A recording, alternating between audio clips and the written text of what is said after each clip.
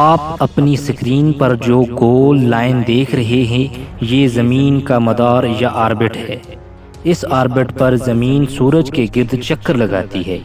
ایک سال یعنی 365 دنوں میں زمین اس مدار پر چلتے ہوئے تقریباً 94 کروڑ کلومیٹر کا فاصلہ طے کرتی ہے۔ زمین کا یہ چلنا اگر فی دن کے حساب سے دیکھا جائے تو زمین ایک دن میں کم و بیش 26 لاکھ کلومیٹر کا فاصلہ طے کر کے اپنے مدار پر آگے بڑھ جاتی ہے۔ زمین کا ایک دن میں اپنے مدار پر 26 لاکھ کلومیٹر آگے بڑھنا رات میں نظر آنے والے ستاروں کے منظر میں تھوڑا سا فرق ڈال دیتا ہے۔ یہ فرق کیسے سامنے آتا ہے؟ ستاروں کے طلوع ہونے میں ہر رات جو 4 منٹ کا فرق پڑتا ہے وہ فرق زمین کی اسی مداروی گردش کی وجہ سے پڑتا ہے، یعنی ہر ستارہ سوائے قطب ستارے کے ہر رات سابقہ رات کے مقابلے میں 4 منٹ جلدی طلوع ہوتا ہے۔ اس بات کو مزید آسانی سے یوں سمجھیے کہ تصویر کے درمیان میں ہمیں سورج نظر آ رہا ہے، زمین اس کے گرد چکر لگا رہی ہے، لیکن اس کے ساتھ ساتھ زمین اپنے محور پر بھی گھوم رہی ہے۔ جیسے آپ گیند کو پکڑ کر اپنے ہاتھ میں گھمائیں، زمین اپنے محور پر ایک گھماؤ یعنی ایک چکر 24 گھنٹوں میں پورا کرتی ہے۔ زمین کے اسی گھماؤ کی وجہ سے رات اور دن بنتے ہیں۔ تصویر پر غور کیجیے، جب زمین اپنے محور پر گھومے گی تو زمین کا ایک حصہ سورج کے سامنے ہوگا اور دوسرا حصہ ستاروں کی جانب ہوگا۔ جیسے ہی زمین کے اپنے محور پر گھومنے کی وجہ سے زمین کا رخ تبدیل ہوگا تو زمین کا سورج کی طرف والا حصہ ستاروں کی طرف آ جائے گا۔ یہ زمین کے دن اور رات کی سائنس ہے۔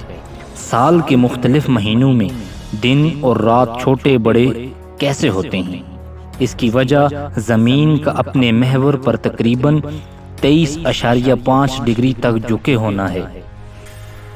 زمین کا یہ جھکاؤ دن اور رات کے دورانیے میں کمی بیشی کے ساتھ ساتھ موسموں میں تبدیلی کا بھی باعث بنتا ہے۔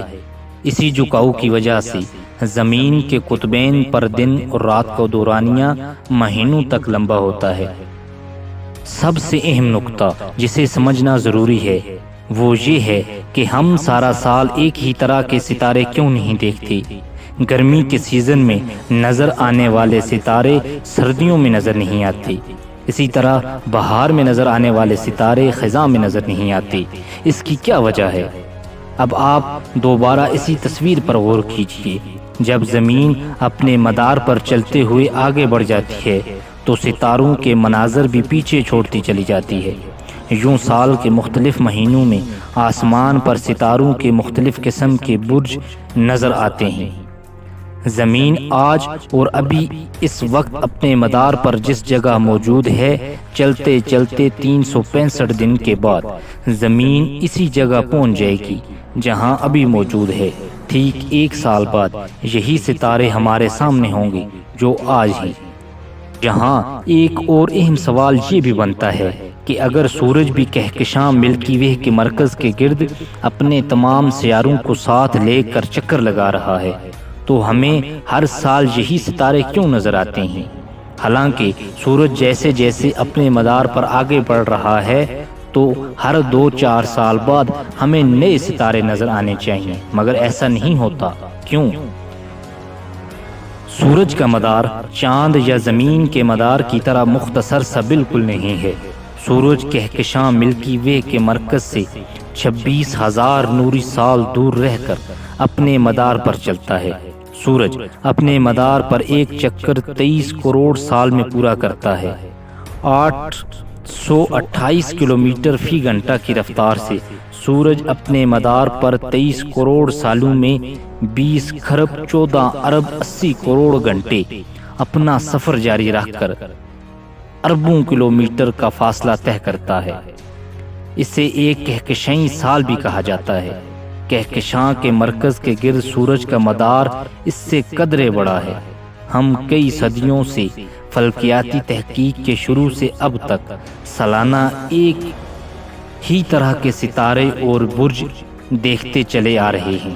ستاروں کے یہ مناظر بدلتے نہیں ہیں، حالانکہ کہکشاں ملکی وے میں کئی 100 ارب ستارے موجود ہیں۔ سورج جسے راستے پر چل پڑتا ہے، اس راستے کے ارد گرد موجود دوسرے ستارے ساکن نہیں ہیں، بلکہ کہکشاں ملکی وے میں موجود تمام ستارے تقریباً ایک ہی رفتار سے چل رہے ہیں۔ اسی لیے ہم ہزاروں سالوں سے سالانہ ایک ہی طرح کے برج دیکھتے چلے آ رہے ہیں۔ تاہم سورج کے مقابلے میں ملکی وے کے دوسرے ستاروں کی رفتار میں تھوڑی بہت تبدیلی زمین پر نظر آنے والے ان مناظر میں بہت بڑے فرق کا باعث بنتی ہے۔ ستاروں کی رفتار میں تبدیلی مختلف وجوہات کی بنا پر ہوتی ہے، جیسا کہ ستاروں کی کشش ثقل کا ایک دوسرے کی رفتار کو متاثر کرنا۔ زمین اپنے ایکسس پر گھوم رہی ہے اور آج سے 13,700 سال بعد زمین کا قطب ستارہ بھی تبدیل ہو جائے گا۔ تو آپ کو آج کی یہ ویڈیو کیسی لگی؟ اگر ویڈیو پسند آئی تو ویڈیو کو لائک، شیئر اور چینل کو سبسکرائب کریں۔ آپ کا بہت شکریہ۔